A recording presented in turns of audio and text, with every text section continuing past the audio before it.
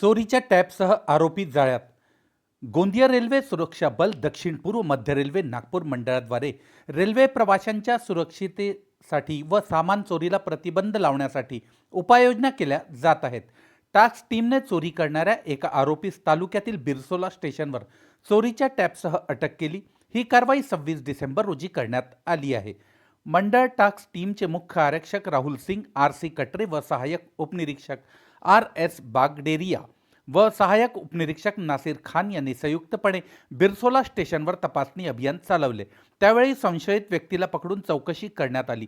चौकशीत आरोपीने आपले नाव विजय उर्फ लाला सोनेलाल यादव, वय 24 वर्ष, निवासी वार्ड क्रमांक 6, जरेरा, जागपूर, पोलीस ठाणे भरवेली, जिल्हा बालाघाट असल्याचे सांगितले. त्याच्याकडे सॅमसंग कंपनीचा एक टॅब सापडला. सखोल चौकशी केल्यानंतर आरोपीने 25 डिसेंबर रोजी गाडी क्रमांक 68-818 गोंदिया मेमो लोकलमध्ये एका प्रवाशाचा टॅब चोरी केल्याची कबुली दिली. या प्रकरणी आरोपीविरुद्ध गुन्हा दाखल करण्यात आला आहे.